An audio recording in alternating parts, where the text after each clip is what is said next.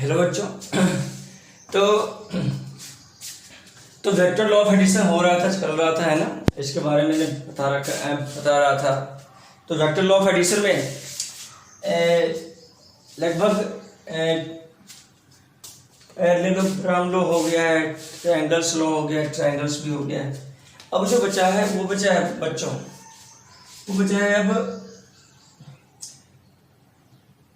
Polygon law. Polygon law third number, ठीक है। तो थर्ड नंबर क्या बचा है? Polygon law of vector addition. तो polygon law of vector addition क्या है प्यारे बच्चों? देखो, जो बिल्कुल ही आसान है, सभी बच्चों को आता है, इसमें कोई दिक्कत वाली बात नहीं है। इसमें क्या होता है थोड़ा देखो, ठीक है। तो polygon law of vector addition प्यारे बच्चों ये बोलता है, पॉलीगॉन जिसका साइड क्या हो, तीन साइड से ज्यादा, दो साइड से क्या हो, हमेशा ज्यादा रहेगा। तीन वेक्टर, जैसे मान लो ए vector, B vector, C vector. तो ये रिजल्टेंट जो होगा ना, रिजल्टेंट वेक्टर, तो वो क्या हो जाएगा? रिजल्टेंट वेक्टर जो हो जाएगा वो A vector plus B vector plus C vector हो जाएगा। इसे क्या बोलते हैं? पॉलीगॉन लॉ बोलते हैं, ठीक है। हो सकता है, हाँ एक बात जरूर है कि ए बी एंड सी तीनों क्या होगा? Same order. सेम ऑर्डर मतलब क्या होगा कि तीनों एक लूप टाइप का बना रहा होगा। देखो सेम ऑर्डर में है, और इसका क्या अपोजिट ऑर्डर है ना। तो आर क्या होगा प्यारे बच्चों? अपोजिट ऑर्डर होगा। तो ये बातें अगर याद रहे तो कोई दिक्कत वाली बात इसमें नहीं है। जैसे मान लो ऐसे भी हो सकता है, देखो ऐसे भी हो सकता है प्यारे बच्चों, A vector, B vector, C vector, D vector, E vector, मान लो ऐसे घूम के आ रहा है, ठीक है। अब ये जो रिजल्टेंट है यहां से यहां तक, तो रिजल्टेंट क्या हो जाएगा प्यारे बच्चों? A plus B plus C plus D plus E vector. तो सिंपल सा बात है, ये है polygon law of vector addition. Simple है, इसमें कोई हार्ड की बात नहीं है, ये सभी बच्चों को आता है, इसमें कोई दिक्कत वाली बात ही नहीं है, ठीक है। तो polygon law of vector addition very easy. और देखो, तो ये जो A B C D E है इसका सेम ऑर्डर होगा, और जो आर है, जो रिजल्टेंट होगा वो क्या होगा? रिजल्टेंट का अपोजिट ऑर्डर। और रिजल्टेंट का मतलब होता है कि नेट वैल्यू, राइट। तो नेट वैल्यू मतलब जैसे डिस्प्लेसमेंट होता है, जैसे वेक्टर क्या होता है? डिस्प्लेसमेंट। जैसे मान लो तुम यहाँ से चलते हुए यहाँ तक आ गए, तो कोई बोलता है डिस्टेंस, या डिस्टेंस तो क्या होगा? एक्चुअल पाथ होगा, लेकिन डिस्प्लेसमेंट पूछे तो क्या कहोगे? तो यहाँ से यहाँ तक डिस्प्लेसमेंट कहाँ से होगा? इसे लेके इधर डायरेक्ट, कोई दिक्कत नहीं है इतना पाथ ले जाना, ठीक है। तो सिंपल से बात है, वहां पे यूज आएगा डिस्प्लेसमेंट और डिस्टेंस निकालने में, ये बातें यूज आ सकता है अच्छे से, हम इसको सॉल्व कर सकते हैं, कोई दिक्कत वाली बात इसमें नहीं है। तो polygon law of vector addition हो चुका है। अब थोड़ा सा मैं इसमें आता हूँ बच्चों। देखो मैं इसमें जो करवा रहा था, triangles law of vector addition, इसमें मैं थोड़ा सा एक्सप्लेन करूंगा और ज्यादा। उसमें मैंने बताया भी था, ठीक है ना, पैरेललोग्राम के अनुसार बताया था, ठीक है। तो इसमें कोई खास बात नहीं है, मैं जैसे बोलूंगा वैसे याद करना। देखो जैसे ए वेक्टर था, तो ये क्या था प्यारे बच्चों? बी वेक्टर है कि नहीं। तो ट्रायंगल्स रूल बोलता है कि रिजल्टेंट ये वाला होगा। बहुत बढ़िया। चाहो तो ऐसे ही मैंने सिखाया था, ए वेक्टर हो, ठीक है, और ये बी वेक्टर है, ठीक है। तो रिजल्टेंट ये हो जाएगा कि रिजल्टेंट क्या हो जाएगा? देखो ये अगर ए वेक्टर है तो ये बी वेक्टर मैंने क्या बना दिया? इसके पैरेलल बना दिया, पैरेलल, और ये क्या बन गया? रिजल्टेंट बन गया। ऐसे भी हो सकता है, मतलब ये चाहे ये और ये एक ही बात है। एंगल थीटा होता था तो मैं रिजल्टेंट क्या लिखता था प्यारे बच्चों? ये रिजल्टेंट लिखता था कि root under A square plus B square plus 2ab cos theta. Simple सा बात है। अगर नेगेटिव हो, जैसे मान लो सब्ट्रैक्शन ऑफ टू वेक्टर हो, तो सब्ट्रैक्शन क्या हो जाएगा? तो माइनस बी वेक्टर। रिजल्टेंट क्या हो? रिजल्टेंट ये हो जाएगा।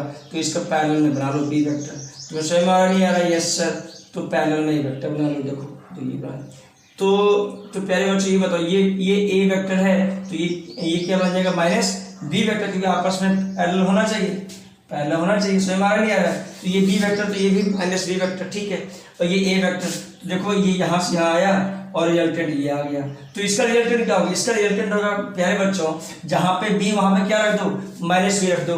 तो जहाँ पे बी वहाँ माइनस बी रख दो, देखो जहाँ पे बी वहाँ minus b, a square minus B का whole square plus 2a into minus b into cos theta, theta is angle between A and b. कोई बात नहीं है, तुम चाहो तो ठीक है, चलो ठीक है, कॉस एक्स है ना, उससे कोई दिक्कत वाली बात नहीं है। क्या बनेगा देखो, ये बन जाएगा प्यारे बच्चों, क्या बनेगा देखो।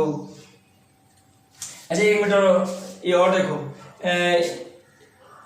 इसका क्या रिजल्टेंट होगा, देखो A square plus B square minus 2ab cos theta. तो सिंपल सा बात है प्यारे बच्चों, कॉस वहां पे क्या होगा, जब माइनस होगा तो A square B square minus 2ab cos. ये कब होगा, जब ए माइनस बी हो, और ए प्लस बी होगा तो क्या होगा, ए प्लस बी होगा तो A square plus B square plus 2ab cos theta, और ये जब होगा तो A square plus B square minus 2ab cos theta. तो सिंपल सा बात है, ये दोनों फॉर्मूला तुम्हें याद होने चाहिए। जैसे मान लो क्वेश्चन में क्या आता है, देखो क्वेश्चन में क्या आता है, एक मैं क्वेश्चन करवा रहा हूँ जो बिल्कुल ही आसान है, जो बिल्कुल ही आसान है, जो तुम्हें समझ में आ जाएगा। जैसे बोलता है, एग्जांपल करेंगे, देखो if vector a and b are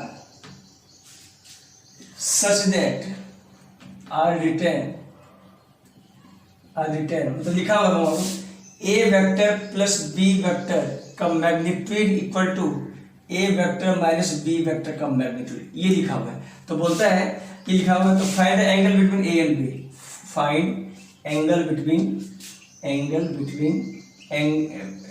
between vector A and B, A और बी के बीच बताओ कितना एंगल होगा। ठीक है, अब देखो एंगल ए और बी के बीच मुझे बताना है। अब ये कंडीशन है दिया हुआ। अब सोचो प्यारे बच्चों, रिजल्टेंट क्या होता है, रिजल्टेंट जो वेक्टर में होता है वो a प्लस बी होता है। बहुत बढ़िया सर, ठीक है। अगर मैं रिजल्टेंट पे ऐसे लगा दूं मॉडुलस, तो ये भी a प्लस बी पे क्या लग जाएगा प्यारे बच्चों, लग जाएगा मॉडुलस। ठीक है, अच्छा आर वेक्टर का मॉडुलस आर मुझे पता है, आर का फॉर्मूला क्या होता है, तो a प्लस बी, तो a square plus B square plus 2ab cos theta. बहुत बढ़िया सर, ठीक है। ये क्या है, तो एम्पलीट्यूड a प्लस बी के इक्वल है, तुम्हें बता दी ये सब बातें, ये सब पता है सर। तो a प्लस बी का मॉडल लिख लो, तो क्या हो जाएगा, root under a square plus B square plus 2ab cos theta. Simple सा बात है प्यारे बच्चों, ऐसे हो सकता है, कोई दिक्कत वाली बात इसमें नहीं है। कोई दिक्कत वाली बात है क्या, नहीं सर नहीं है। चलो बहुत बढ़िया। a माइनस बी, तो सेम लेकर क्या हो सकता है बोलो, a square plus B square minus 2ab cos theta minus 2ab भी आएगा, चलो 2ab cos थीटा। अब स्क्वायर कर दो, स्क्वायर करोगे दोनों साइड, तो a square plus B square plus 2ab cos theta equal to a square plus B square minus 2ab cos theta. चलो यहाँ सॉल्व हो गया, a square B square cancel out, ये बन गया 4ab cos theta equal to 0, तो cos theta equal to 0। Theta is the angle between both the, वो कितना होना चाहिए, 90 होगा। 90 एंगल जब होगा तो ये कंडीशन सेटिस्फाई करेगा, a plus B vector equal to a minus b vector का मैग्नीट्यूड। सिंपल सा बात है। क्या ये बच्चों तुम्हें समझ में आया क्या, बोलो हाँ या ना, समझ में सबको आया क्या, हाँ सर नहीं समझ में आ गया क्या, ऐसा क्वेश्चन तुमसे हो जाएगा क्या, यस सर मेरे से ऐसा क्वेश्चन अब हो जाएगा। चलो बहुत बढ़िया, ठीक है। और देखो, और मैं क्वेश्चन करवाता हूँ, देखो मेरे पास क्वेश्चन तो है, मैं एक बार देखता हूँ, अच्छा क्वेश्चन देगा तो मैं करवा दूंगा, कोई दिक्कत वाली बात इसमें नहीं है। चलो बहुत बढ़िया सर, चलो देखो। अच्छा ये बताओ अरे बच्चों, तुम्हें कुछ आ गया ना, मतलब इसमें जो जो जो नीड था वो तुम्हें आ गया, कोई दिक्कत वाली बात इसमें नहीं है। जैसे नल वेक्टर, ठीक है, नेगेटिविटी वेक्टर, ये सब तुम्हें सारा कुछ आ गया, कोई दिक्कत वाली बात इसमें नहीं है, ठीक है। चलो अच्छा ये बताओ, मैं कुछ चीजें लिखता हूं जो इंपॉर्टेंट है, ठीक है। तो देखना, जैसे फर्स्ट में लिखता हूं मैं चीज, देखना it is very important, right. देखना, if vector A and vector B are parallel, vector A and vector B क्या हो, पैरेलल आर पैरेलल, तो मुझे बताओ दोनों के बीच एंगल कितना होगा प्यारे बच्चों, 0। कोई मुझे रिजल्टेंट बताओ क्या होगा, तो रिजल्टेंट क्या होगा, रिजल्टेंट क्या होता है बोलो, root under A square plus B square plus 2ab cos 0, ठीक है। मान लिया रिजल्टेंट, ठीक है, ए और बी आपस में पैरेलल है, तो क्या cos 0 का वैल्यू कितना, 1, कितना बन गया प्यारे बच्चों, A square plus B square plus 2ab, ये क्या बन गया, ए प्लस बी का होल स्क्वायर, सही बात है क्या। तो रिजल्टेंट जो आंसर आएगा प्यारे बच्चों वो क्या आएगा, तो जो रिजल्टेंट का जो आंसर आएगा वो मैक्सिमम वैल्यू होगा, वो क्या होगा, मैक्सिमम। क्यों मैक्सिमम होगा, क्योंकि a प्लस बी का होल स्क्वायर आ रहा है प्यारे बच्चों, होल स्क्वायर है और रूट अंडर है, तो होल स्क्वायर कैंसिल, तो a प्लस बी, ये मैक्सिमम वैल्यू है। क्यों बोला मैक्सिमम, क्योंकि मुझे पता है दो वेक्टर अगर a square plus B square plus 2ab cos theta है, तो थीटा, तो cos थीटा का मैक्सिमम वैल्यू कितना होता है, 1। तो cos थीटा मैक्सिमम वैल्यू 1 कब बनेगा, cos थीटा का मैक्सिमम वैल्यू कितना होता है प्यारे बच्चों, 1, क्योंकि मुझे पता है ये मैक्सिमम, तो ये पूरा ये मैक्सिमम बनेगा, और थीटा कितना वैल्यू होता है, 0, 0 पे cos क्या होता है, मैक्सिमम, cos 0, तो ये प्लस बी मैक्सिमम, तो इट्स मैक्सिमम वैल्यू, ठीक है। तो ये सब चीजें याद रखने के लिए है जो वेरी वेरी इंपॉर्टेंट है, ठीक है। अब इफ आर मिनिमम कब आएगा, होता ना, आर मिनिमम कब आएगा, जब दोनों एंटी पैरेलल हो। एंटी पैरेलल मतलब दो वेक्टर को पैरेलल हो प्यारे बच्चों, दो वेक्टर अगर आपस में पैरेलल हो, देखो दो वेक्टर आपस में अगर पैरेलल हो, ठीक है, ए वेक्टर बी वेक्टर, तो दोनों का रिजल्टेंट क्या आएगा, तो ये आएगा मैक्सिमम वैल्यू आएगा, कोई दिक्कत ही नहीं, ठीक है। या तो तुम क्या होता है, ऐसा कर लो कि एक कोई बॉडी है, उसे ए और बी लग रहा है, फोर्स लग रहा है, इस तरह पैरेलल आपस में, कोई दिक्कत नहीं। अच्छा, मिनिमम वैल्यू कब आएगा, होता ना, जब एंटी पैरेलल हो। सोचो मिनिमम क्या होगा, तो for R minimum cos theta का वैल्यू क्या होना चाहिए, मिनिमम होना चाहिए, और cos थीटा का मिनिमम वैल्यू कितना होता है, तो -1 होता है, मिनिमम वैल्यू -1, कितने पे, 180 डिग्री पे, थीटा 180 डिग्री पे वैल्यू कितना होता है, मतलब 180 वाट, मतलब ए एंड बी वाट, तो a and B, a vector and b vector are anti parallel, मतलब एंटी पैरेलल होगा। एंटी पैरेलल मतलब क्या हुआ प्यारे बच्चों, एंटी पैरेलल हुआ कि एक तरफ इधर लग रहा है और एक तरफ इधर लग रहा है, ए वेक्टर मान लो, ये बी वेक्टर मान लो, ठीक है क्या, हाँ सर, तो एंटी पैरेलल है। तो एंटी पैरेलल होगा तो मिनिमम रिजल्टेंट कितना आएगा, तो मिनिमम रिजल्टेंट रख दो 180, ये -1, तो ये क्या आ जाएगा, root under A square plus B square -2ab। क्यों माइनस, क्योंकि ये cos थीटा का मिनिमम वैल्यू क्या होता है, -1, तो ये बन गया a माइनस बी का होल स्क्वायर रूट अंडर, तो ये बन गया a माइनस बी। क्या प्यारे बच्चों समझ में आया क्या, हाँ सर। तो आर मिनिमम का वैल्यू क्या होगा प्यारे बच्चों, a माइनस बी।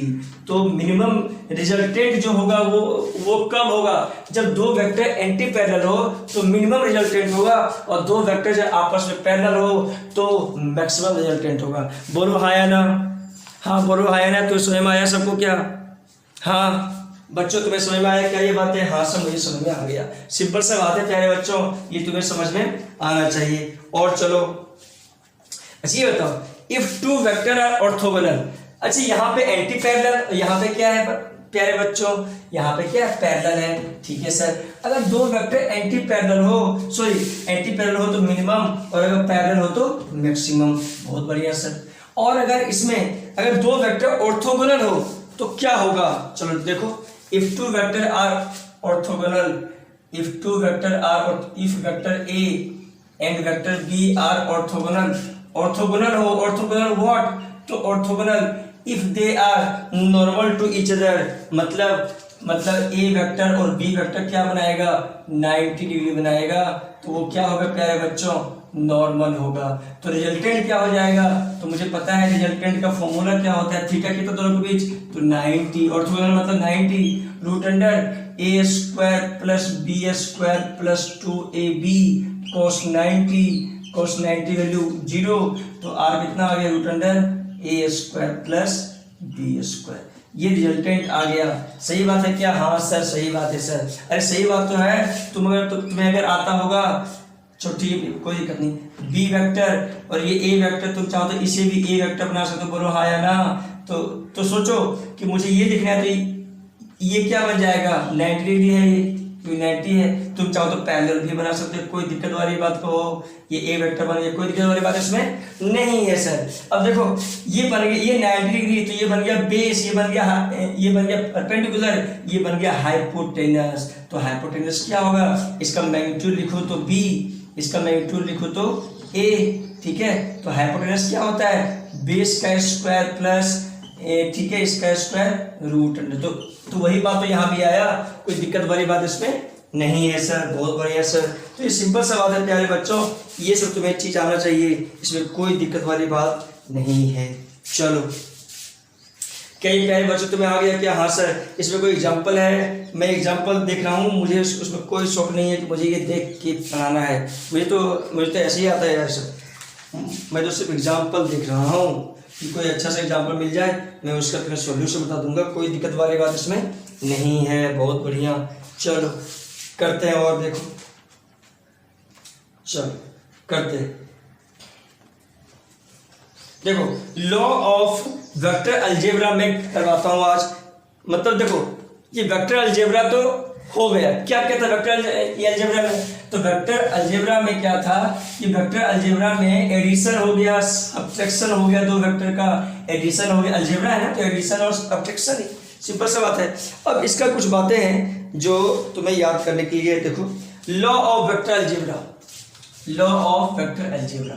तो लॉ ऑफ वेक्टर अलजेब्रा क्या है प्यारे बच्चों, देखो vector algebra, law of vector ये अलजेब्रा क्या होता है थोड़ा इसके बारे में देखेंगे। जैसे फर्स्ट में क्या है, अगर vector A plus B equal to vector B plus A हो सकता है, इसे क्या बोलते हैं, cumulative properties, cumulative law of addition.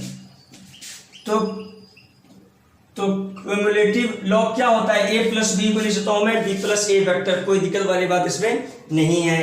फिर इसको ऐसे भी लिख सकता हूं, A plus bracket B plus C equal to A plus B bracket plus C vector, ऐसे लिखा जा सकता है। इसे बोलता हूं एसोसिएटिव लॉ। क्या बोलता हूं प्यारे बच्चों, एसोसिएटिव, जो 9th और 10th में पढ़ाया जाता है लॉ ऑफ एडिशन, ठीक है ना, एसोसिएटिव लॉ ऑफ एडिशन। तो ये तो हो गया। अब इसको ऐसे लिखा जाता है प्यारे बच्चों, m इंटू ए वेक्टर, m क्या है तो इसके साथ इंटू में है, प्रोडक्ट में है, इसको लिखता हूँ ए वेक्टर इंटू m, कोई दिक्कत वाली बात इसमें नहीं है।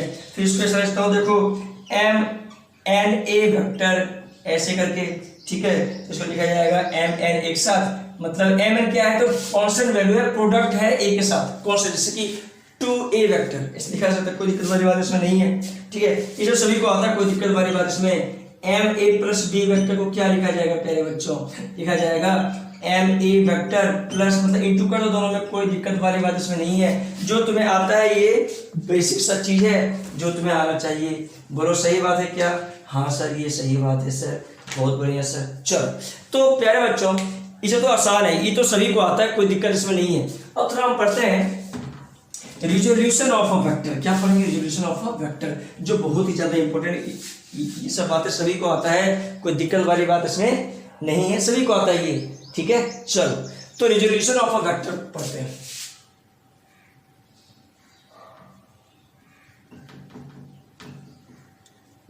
रिजोल्यूशन ऑफ अ वेक्टर, तो प्यारे बच्चों रिजोल्यूशन ऑफ अ वेक्टर बोलता है, इधर देखना पहले, देखना इधर, फर्स्ट में तो मैं चीजें ये सिखाता हूं कि रिजोल्यूशन ऑफ अ वेक्टर क्या होता है, थोड़ा ये बातें सिखाने लायक है कि अगर कोई वेक्टर, मान लो ये कोई वेक्टर है, मान लो ये आर कोई वेक्टर है, ठीक है, और ये बेस है, इसके साथ एंगल क्या थीटा हो, ठीक है, ठीक है सर, बहुत बढ़िया सर, ठीक है। तो इसको कैसे लिखा जाएगा, देखना, कोई भी वेक्टर को ऐसे लिखा जाएगा कि मान लो इसका मैग्नीट्यूड में आर लिख लिया, ठीक है, मैग्नीट्यूड सर आपने आर लिख लिया, कोई दिक्कत नहीं। तो जो एक्स में होगा वो क्या होगा, इस वेक्टर का एक्स में क्या होगा, तो सुनने दो, बेस और ये परपेंडिकुलर, तो cos थीटा बराबर बेस बाय हाइपोटेनस, तो बेस क्या हो जाएगा, hypotenuse into cos theta, base क्या बन जाएगा, आर कॉस थीटा, मतलब ये क्या बन गया, R cos theta. Similarly sine theta बराबर पी बाई एच, तो पी क्या बन गया, एच साइन थीटा, मतलब एच क्या, तो पी बन गया आर साइन थीटा, क्योंकि एच क्या, हाइपोटेनस तो वही है ना, हाइपोटेनस यार, क्यों हाइपोटेनस है ये, तो हाइपोटेनस तो है ये, तुम चाहो तो इसे आगे भी कर सकते हो, कोई दिक्कत वाली बात इसमें है क्या, बोलो, अरे 90 डिग्री है कि नहीं ये, यस सर ये 90 डिग्री है, कोई क्यों, पी और बी आपस में 90 होता है, ये पी में तुम चाहो तो ऐसे बना सकते हो, कोई दिक्कत वाली बात इसमें नहीं, हाइपोटेनस ही है वो, ठीक है। तो ये क्या बन गया, ये बन गया आर साइन थीटा, मतलब दो वेक्टर अगर इसका मैग्नीट्यूड गिवन हो और अगर थीटा गिवन हो, थीटा के साथ क्या बनाएगा, आर कॉस थीटा, इसके जस्ट नॉर्मल में क्या बनाएगा, आर साइन थीटा। कोई बोल दिया कि मुझे बताओ सर कि मैं अगर ऐसा बना दूं, जैसे मान लो ए है, ए वेक्टर गिवन है, मान लो ए मैग्नीट्यूड, मान लो ये थीटा गिवन है, तो क्या होगा, जिसके साथ थीटा हो वो क्या बनेगा, कॉस थीटा, और जिसके साथ नहीं हो नॉर्मल में वो क्या बनेगा, साइन थीटा। तुम्हें समझ में आया बात है क्या बोल रहा हूं मैं, जिसके साथ थीटा हो, जिसके साथ थीटा हो वो क्या, जैसे रिजल्टेंट मान लो आर इक्वल टू आर, ठीक है, ये मान लो अल्फा है, तो ये क्या बना लेगा, आर कॉस अल्फा, ये क्या बना लेगा, आर साइन अल्फा। तुम्हें समझ में आया क्या, हाँ सर। तो रिजोल्यूशन ऑफ अ वेक्टर इसे बोलते हैं rectangular component of a vector, इसे क्या बोलते हैं प्यारे बच्चों, इसे बोलते हैं rectangular component of a vector in a plane, इसे क्या बोलते हैं, देखो फर्स्ट में चाहो तो लिख लो क्या, रेक्टेंगुलर कंपोनेंट, क्योंकि रेक्टेंगुलर है ना ये, रेक्टेंगुलर है कि नहीं ये, यस सर, तो rectangular component of a vector, component of a vector in a plane, किसमें, प्लेन मतलब क्या होता है, जो 2D हो, 2D क्या बोला जाता है प्यारे बच्चों, प्लेन, 2D मतलब क्या, एक्स और वाई में, सिंपल सा बात, ठीक है। तो rectangular component of a vector in a plane, मैं ऐसा लिख सकता हूँ, बोलो इसमें किसी को दिक्कत है क्या, नहीं सर मुझे कोई दिक्कत नहीं है, क्या तुम्हें ये आ जाएगा ऐसा लिखना, क्या, हाँ सर मुझे अब लिखना ऐसा आ जाएगा, मुझे कोई दिक्कत नहीं है, इसमें कोई शंका ही नहीं है, आपने जो पढ़ाया सर मुझे अच्छा लगा, मुझे याद भी हो गया, कैसे देखो और बातें कुछ सीखो। देखो प्यारे बच्चों, अगर मान लिया ऐसा है, देखो मैंने मार्कर नहीं लाया, क्या मार्कर छूट गया क्या यार, मार्कर छूट गया, चलो कोई बात नहीं, देखते हैं। देखो मान लो एग्जांपल कर रहा हूं, मान लो कोई फोर्स है प्यारे बच्चों इधर, ठीक है, क्या है, कोई फोर्स है, कोई फोर्स है, मान लिया 2i कैप 3j कैप, मान लिया कोई फोर्स, ठीक है, मुझे इसको x एक्सिस में लिखना है और y एक्सिस में लिखना है। अच्छा ये बताओ, और ये एंगल है 30 डिग्री, कितना एंगल है, 30 डिग्री, ये फोर्स वेक्टर में है, तो मैं सबसे पहले क्या करूंगा, इसका मैग्नीट्यूड लिखूंगा, क्या लिखूंगा, मैग्नीट्यूड, तो मैग्नीट्यूड क्या होगा, देखो रूट अंडर, बोलो तुम्हें मैग्नीट्यूड लिखना आता है, सिखा रखा मैं, 2 का स्क्वायर जो x में जो है उसका स्क्वायर प्लस 3 का स्क्वायर, कितना बन गया, रूट अंडर 4 प्लस 9, तो रूट 13 यूनिट, मतलब सॉरी न्यूटन फोर्स है ना, न्यूटन, ठीक है। फोर्स क्या होता है, वेक्टर क्वांटिटी होता है, इतना है, ठीक है। अब मुझे इसके साथ लिखना, तो ये क्या होगा लिखना, इसको लिखूंगा मैं रूट 13, मुझे ये पता है ये कितना है प्यारे बच्चों, ये 13 है न्यूटन, कोई बात नहीं, तो रूट 13, ये थीटा इसके साथ है ना, इसके साथ, तो cos 30, और ये क्या, रूट 13, तो साइन 30, जिसके साथ एंगल बना रहा हो वो कोस में, और जो नहीं बना रहा हो वो साइन में, तो सिंपल सा बात है, तुम्हें ये बातें आना चाहिए, बोलो हाँ या ना, हाँ सर, क्या ऐसा क्वेश्चन तुमसे बन जाएगा क्या, हाँ सर मेरे से हो जाएगा। चलो अगर मान लो ये 30 न्यूटन है और मुझे इसको कंपोनेंट में करना है, जैसे मान लो ये एंगल 60 डिग्री है, ठीक, मुझे इसके फॉर्म में करना है, क्या वैल्यू होगा इसका बताओ, तो इसका ये क्या हो जाएगा, ये जिसके साथ एंगल कितना है, ये 30 cos 60, और इसके जस्ट नॉर्मल में, इसके नॉर्मल में 30 sin 60, तुम्हें समझ में आया क्या, हाँ सर 30 sin 60 रूट 3/2, तो 15 रूट 3 न्यूटन, और ये कितना आएगा हाफ मतलब कितना 15 न्यूटन। तुम्हें समझ में आया क्या? हाँ सर मुझे समझ में आ गया। क्या ये कंपोनेंट तुम्हें ब्रेक करने के लिए आ गया क्या? हाँ सर कंपोनेंट ब्रेक करने के लिए मुझे आ गया, कोई दिक्कत वाली बात इसमें नहीं है। बहुत बढ़िया। चलो मैं और कुछ एग्जांपल देता हूं, तुम्हें समझ में आएगा सही से। देखो देखो जैसे मान लो ये इंक्लाइन प्लेन हो प्यारे बच्चों, क्या हो ये? इंक्लाइन प्लेन हो। चलो बहुत इंक्लाइन प्लेन होता है, क्या होता है ये? इंक्लाइन प्लेन, प्लेन है ये, इंक्लाइन प्लेन, ठीक है क्या? Okay sir. कोई बॉडी हो, मान लो यहाँ पे कोई बॉडी हो, मुझे पता है कि ग्रेविटी हमेशा डाउन द अर्थ लगता है, तो डाउन द अर्थ ही लगेगा, कोई दिक्कत वाली बात इसमें नहीं है। चलो हमेशा डाउन द अर्थ ही लगेगा, डाउन द अर्थ लगेगा, ठीक है। ये ग्रेविटी है, ये हॉरिजॉन्टल है, ये कितना एंगल बना लेगा? 90। कोई बोले कि ये जो जी है ग्रेविटी है, इसका कंपोनेंट बताओ अलोंग द इंक्लाइन प्लेन, तो इसका जो कंपोनेंट होगा ना अलोंग द इंक्लाइन प्लेन, वो क्या होगा थोड़ा सीखेंगे हम। Along the incline plane component लिखना है जी का, ठीक है। एक ये और एक ये वाला। क्यों ये मैंने क्यों बोला?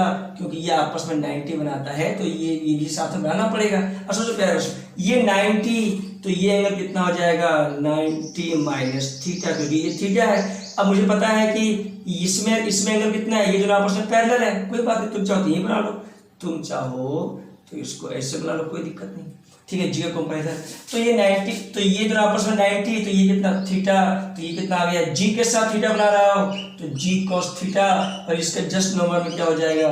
जी साइन थीटा। प्यारे बच्चों तुम्हें समझ में आया क्या? हाँ सर। तो किसी भी ग्रेविटी का component along the incline plane क्या हो जाएगा?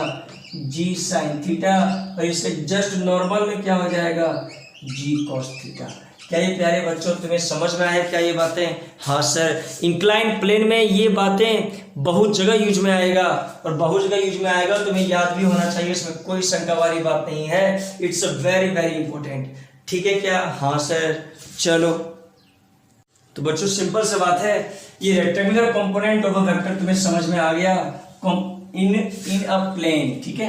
अब पढ़ेंगे हम रेक्टेंगुलर, देखो रिजोल्यूशन ही पढ़ रहे हैं, अब पढ़ेंगे सेकंड में हम कि हम पढ़ेंगे rectangular component of vector in 3D, है ना? क्या पढ़ेंगे? Rectangular component of a vector, rectangular component of a vector in 3D। किसमें पढ़ेंगे? 3D में।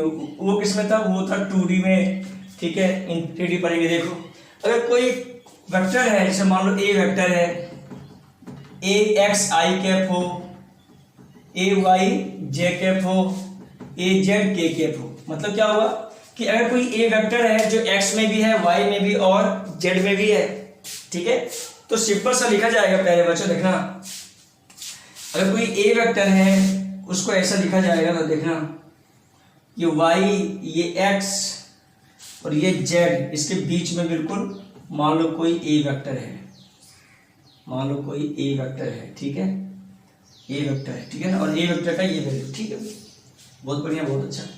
देखो अगर मुझे सुनना था पहले ए वेक्टर का वैल्यू क्या है, तो ए एक्स आई कैप, मतलब एक्स में ए वाई जेड कैप प्लस ए जेड के कैप, ठीक है क्या? Yes sir. मान लिया ए वेक्टर के साथ एंगल अल्फा है, किसका? एक्स एक्सिस के साथ, तो मुझे बताओ मैं यहाँ से क्या लिखूंगा? मैं इसको लिख सकता हूँ, ए वेक्टर को सुनना है पहले मेरा बात सुनना, इट्स वेरी इंपॉर्टेंट। कोई बोले कि ए वेक्टर का मैग्नीट्यूड क्या होगा प्यारे बच्चों, तो रूट अंडर बोलो ए एक्स का स्क्वायर प्लस ए वाई का स्क्वायर प्लस ए जेड का स्क्वायर। कोई बोले कि एक्स एक्सिस के साथ कितना एंगल बनाएगा, वाई एक्सिस के साथ कितना एंगल बनाएगा, और जेड एक्सिस के साथ कितना एंगल बनाएगा, जेड एक्सिस के साथ, जेड एक्सिस व्हाट, तो ये सही में क्या है? एक्स वाई में नहीं है, ये किसमें है? तो ये बिल्कुल यहाँ उठा हुआ है, यहाँ पे जो एक्स में भी है, वाई में भी है और जेड में भी है, तो ये मैंने बीटा गामा मान लिया एंगल, कोई दिक्कत वाली बात इसमें नहीं है, ठीक है। कोई बोल दिया अच्छा ये क्या है? ए वेक्टर का मैग्नीट्यूड है। कोई बोला कि एक्स कंपोनेंट में क्या होगा, तो ये ए एक्स होगा, ये वाई में क्या होगा, तो ए वाई होगा, जेड में क्या होगा, तो ए जेड होगा, कोई दिक्कत इसमें नहीं सर, क्योंकि ए का वेक्टर एक्स में क्या है? ए एक्स है, वाई में कितना है? तो ए वाई है, जेड में कितना है? तो ए जेड है, ठीक है। कोई बोला कोस अल्फा का वैल्यू क्या होगा, तो b बाय एच, b क्या है तो ए एक्स बाय ये वाला एच, तो ए का मैग्नीट्यूड समझ में आया प्यारे बच्चों। हाँ सर, ये किसका वैल्यू है प्यारे बच्चों, कोस अल्फा का। कोस बीटा का वैल्यू क्या है, कोस बीटा का वैल्यू है ए वाई अपॉन ए का मॉडुलस, ठीक है क्या, cos beta b by h, b क्या ए वाई, ठीक है। सिमिलरली कोस गामा क्या होगा, ए जेड अपॉन ए का मैग्नीट्यूड। क्या प्यारे बच्चों तुम्हें समझ में आया क्या ये बातें? हाँ सर, मुझे समझ में आया सर। तो क्या इसको ऐसा लिखा जा सकता है, देखो देखना इधर, कोई बोल रहा है कि सर मुझे प्रूफ करके दिखाओ, इसने प्रूफ करके। चलो मैं इसको ऐसा लिखूंगा, देखना इधर, कि मान लो cos square alpha plus cos square beta plus cos square gamma का क्या वैल्यू आएगा, तो ये 1 आएगा, जो याद होनी चाहिए। क्या आएगा प्यारे बच्चों, 1 आएगा। कैसे 1 आएगा, तुम चाहो तो प्रूफ करके देख लो, चाहो तो प्रूफ करके देख लो। चलो देखो प्रूफ करके कैसे आएगा, तुम्हें समझ में आ जाएगा कैसे आएगा ये। कोस square alpha plus cos square beta plus cos square gamma. Cos alpha क्या है, कोस अल्फा में मैंने लिखा ए एक्स अपॉन ए वेक्टर का मैग्नीट्यूड। कोस बीटा लिखा मैंने ए वाई अपॉन ए वेक्टर का मैग्नीट्यूड। कोस गामा लिखा मैंने ए जेड अपॉन ए वेक्टर का मैग्नीट्यूड। सिंपल सा बात है। अब मुझे बताओ कोस स्क्वायर अल्फा, तो ए एक्स स्क्वायर अपॉन ए का मैग्नीट्यूड। समझ में आ रहा है तो प्यारे बच्चों? हाँ समझ में आ रहा है, ठीक है क्या। और बोलो क्या होगा, कोस स्क्वायर बीटा क्या होगा, बोलो a y square upon a का मैग्नीट्यूड का whole square plus cos square, तो ए जेड का स्क्वायर अपॉन ए का मैग्नीट्यूड का होल स्क्वायर इक्वल टू 1। समझ में आ गया यहाँ तक? यस सर समझ में आ गया। तो दोनों को ऐड कर दो, ये कॉमन है, तो ए एक्स स्क्वायर प्लस ए वाई स्क्वायर प्लस ए जेड स्क्वायर बराबर अपॉन ए का मैग्नीट्यूड का स्क्वायर बराबर 1। मुझे बताओ, मैंने लिखा कि ए का मैग्नीट्यूड क्या होता है प्यारे बच्चों, तो रूट अंडर ए एक्स का स्क्वायर प्लस ए वाई का स्क्वायर ए जेड का स्क्वायर, स्क्वायर कर दो, तो ये ए स्क्वायर बराबर ए एक्स का स्क्वायर प्लस ए वाई का स्क्वायर ए जेड का स्क्वायर। मतलब ये वैल्यू क्या है, ये वैल्यू है ए मॉडुलस का होल स्क्वायर अपॉन ए मॉडुलस का होल स्क्वायर। देखो 1 आया कि नहीं आया? Yes sir. तो LHS इक्वल टू क्या आ गया, LHS इक्वल टू RHS। मतलब ये बातें सही है सर, अगर याद कर लो तो बहुत अच्छी बात है। VBI इंपॉर्टेंट है ये, इससे क्वेश्चन एग्जाम में आता भी है, ठीक है। तो ये अगर याद रह गया तो बहुत अच्छी बात है, ठीक है। तो सिंपल सा बात है, ये बातें तुम्हें याद होनी चाहिए, इसमें कोई दिक्कत वाली बात किसी को नहीं है। रेक्टेंगुलर कंपोनेंट ऑफ वक्र इन 3D। क्या प्यारे बच्चों तुम्हें समझ में आया क्या? हाँ सर मुझे समझ में आ गया ये क्वेश्चन। चलो क्वेश्चन समझ में आ गया तो कोई दिक्कत वाली बात इसमें नहीं है। चलो प्यारे बच्चों, एक मैं एग्जांपल देता हूं, शायद बच्चों को इससे क्वेश्चन नहीं बनता। सुनना, बिल्कुल ही वेक्टर क्वांटिटी है और बिल्कुल ही एडिशन है वेक्टर का। मैं एग्जांपल देता हूं, देखो बोलता है अ मैन वॉक किया टुवर्ड्स ईस्ट, ठीक है, 10 metre, then moved towards west, and moved towards north, और 5 मीटर चला, ठीक है, towards north and move कितना, and towards north cover 5 metre, and then 15 metre towards the east, और फिर 15 मीटर क्या किया, ईस्ट के टुवर्ड्स गया। तो find total distance and displacement. अब देखना यहाँ पर वेक्टर क्वांटिटी का कुछ कॉन्सेप्ट यूज होगा, डिस्प्लेसमेंट एंड डिस्टेंस। अब देखो प्यारे बच्चों क्या है, तो जहां तक डिस्टेंस की बात है तो डिस्टेंस पता है क्या होता है, डिस्टेंस एक्चुअल पाथ होता है। क्या होता है एक्चुअल पाथ? एक्चुअल पाथ क्या, तो 10 मीटर प्लस 5 मीटर प्लस 15 कितना, 30 मीटर आ गया डिस्टेंस। कोई बोले डिस्प्लेसमेंट कितना है प्यारे बच्चों, तो डिस्प्लेसमेंट देखो डिस्प्लेसमेंट क्या हुआ देखना। एक बार वो ईस्ट में जा रहा था, ईस्ट में कितना गया, ईस्ट में गया 10 मीटर, फिर वो नॉर्थ की ओर मुड़ा, नॉर्थ में कितना गया, तो नॉर्थ में 5 मीटर, फिर वो ईस्ट की ओर मुड़ा, कितना गया 15 मीटर। बोलता है डिस्प्लेसमेंट बताओ। तो डिस्प्लेसमेंट बताओ, ये ईस्ट में टोटल कितना गया, तो ईस्ट में टोटल गया है 15 10 25 मीटर, और ऊपर कितना गया है वो 5 मीटर। डिस्प्लेसमेंट क्या होगा, ये डिस्प्लेसमेंट हो जाएगा प्यारे बच्चों, समझ में आया नहीं आया। डिस्प्लेसमेंट क्या होता है, shortest distance between the 2 point, ठीक है क्या। तुम ऐसा मत कर देना कि सर ये हो जाएगा, ये हो जाएगा, तो कैसे निकालो, देखो ये सेम डायरेक्शन है, ईस्ट में क्या सेम है, तो ईस्ट का पहले क्या करो, जोड़ लो, उसके बाद वो लगा दो, सिंपल सा बात है। तो 10 और 15 25 25 5 का ये डिस्प्लेसमेंट आंसर आएगा प्यारे बच्चों, कितना आएगा डिस्प्लेसमेंट, तो ये आएगा रूट अंडर 25 का स्क्वायर प्लस 5 का स्क्वायर। तो सिंपल सा बात है, अगर ऐसा ऐसा क्वेश्चन आ जाए तो तुमसे क्या ये क्वेश्चन हो पाएगा क्या तुमसे, हाँ सर मेरे से ये क्वेश्चन हो जाएगा, कोई दिक्कत वाली बात इसमें नहीं है सर। चलो एक क्वेश्चन और कर दो प्यारे बच्चों, आसान सा, देखो देखो ये क्वेश्चन और कर दो, देखो मैं दे रहा हूं दिखाना करके। बोलता क्या है, सुनना क्वेश्चन है ये कि find the resultant of the given vector. बोलता है रिजल्टेंट बताओ, find resultant of the given vector, resultant of the given vector, given vector का रिजल्टेंट बताओ, ठीक है।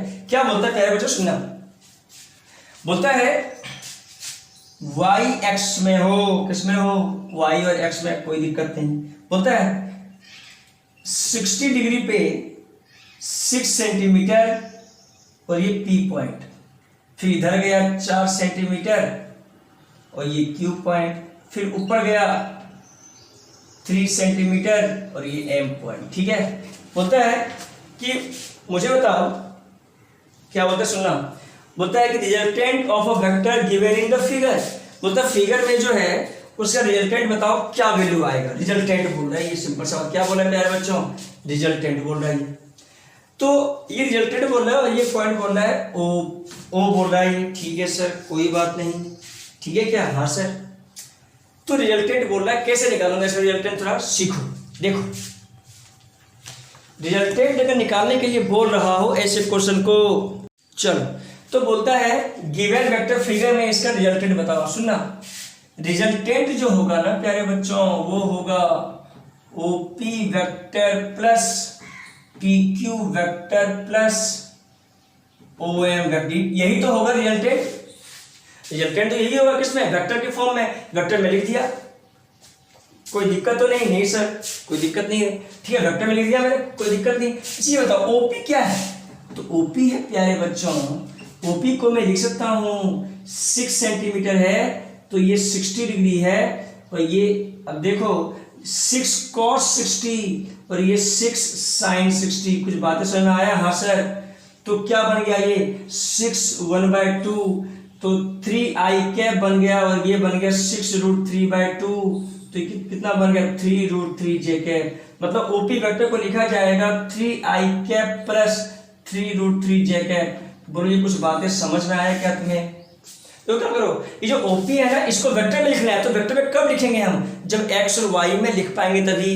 तो 6 का x में क्या होगा, तो 6 का x में कितना होगा, तो 3 मीटर 3 सेंटीमीटर, और y में कितना होगा, तो y में होगा इसका, देखो y में कितना हो जाएगा ये, तो y में हो जाएगा ये, मतलब ये y का हो चाहे ये y को कितना हो जाएगा 3√3 जे क्या, ऐसे ऐसे ऐसे ऐसे गया, ठीक है। तो कोई बोले रिजल्टेंट क्या होगा, तो ओपी को पहले वेक्टर के फॉर्म में लिख लो, तो ओपी को मैंने वेक्टर फॉर्म में क्या लिख लिया 3i cap plus 3√3j cap, vector लिख लिया, yes sir, plus pq vector, तो ये x में ही है, तो pq क्या है, तो pq यहाँ पे क्या है प्यारे बच्चों, pq वेक्टर जो है वो है 4i कैप की तरफ, और qm वेक्टर क्या है, तो qm वेक्टर जो है 3j कैप की तरफ, y एक्सिस तरफ, ठीक है। तो क्या बन गया pq कितना 4i कैप प्लस बोलो 3j कैप।